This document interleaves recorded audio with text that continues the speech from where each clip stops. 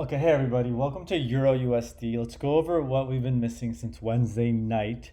I'm going to update you on the last 3 days. Friday was a holiday, but we still got a nice move. Going to go over what to expect this coming week, and then let's kind of go over what Euro USD is doing in general. So, the first thing I want to mention is this bull flag has been expanding. First, it was covering in this range, but I now think that we're in a bigger range. As you can see, we have 1, 2, 3 perfect touches, and we're currently breaking out from it a little bit, as well as one perfect touch down here. Uh, if if we can, sorry, two perfect touches down here. If we can get back down here, that'd be wonderful. That would be an awesome chance to go long. Maybe a failed breakdown of this low in Thursday, April 10th. If not, we always trade whatever price gives us. I'll get down to more setups in a bit. First, I want to just say, first thing we did Wednesday evening was we gave a third tag off this bull flag and sold down to this level. We didn't quite get down to tag this zone, this level, so there wasn't much of an opportunity. But one could have gone long on the reclaim of this level, and that went level to level. Let's say from 1368 up to 1382. That's about 14 solid points, so a good trade if you took it. Thereafter, overnight, we got an awesome failed breakdown. We tagged this level direct. We reclaimed this low. A couple points above would make it about 1357. So 11 points to the first level, and then another 13, 14 points up to the next level. And we sold again down from this major macro level that we've been tracking for a while since we tagged it on Thursday the 10th as well. And then in the morning, we got a chance for a long. Let's go into a 15-minute chart and just show you how that worked. So again, this was the failed breakdown overnight on Thursday of this Wednesday evening low. Also had a low right here, so you can kind of use that as a direct zone of clusters, but really the first one right here was the most relevant one. That worked out, 2 levels up, awesome trade. And then at 8:15 on Thursday, we triggered a failed breakdown. You see these 2 lows, as well as this one right here. You can use any of these 3 really. Ideally, you want to use the lowest one first for confirmation, and then a little bit above these 2 ideally, just to be patient.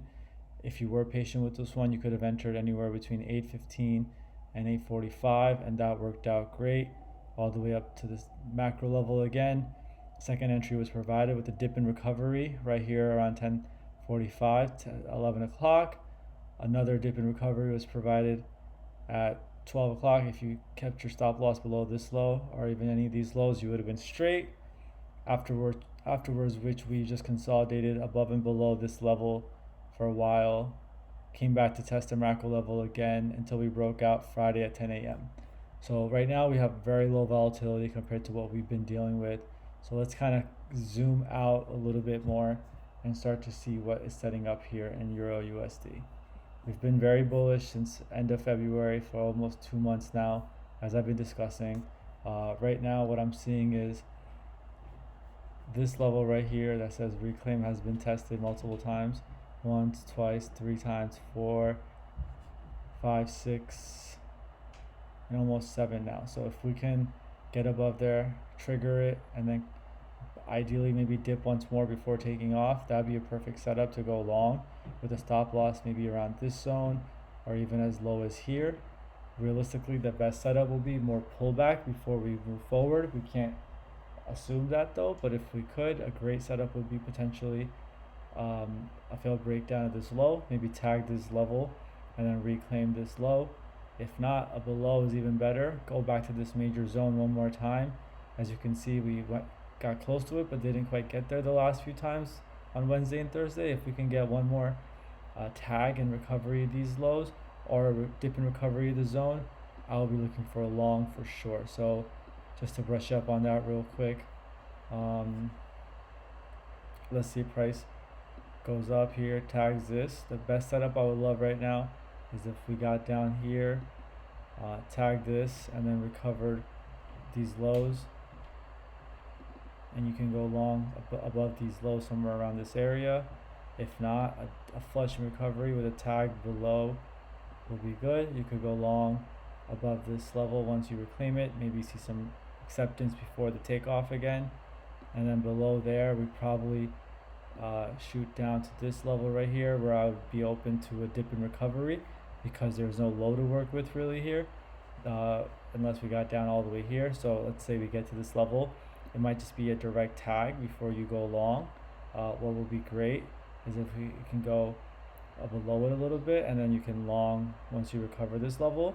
Now if we don't quite get there, then a dip in recovery of this above zone will be a great potential as well. So realistically, the two setups again I'm looking for are a dip and a recovery of this level, or a tag and recovery of these lows again, and then going back to this level below here. I would say I would like a dip and recovery of this level, or a tag of this level and a recovery above.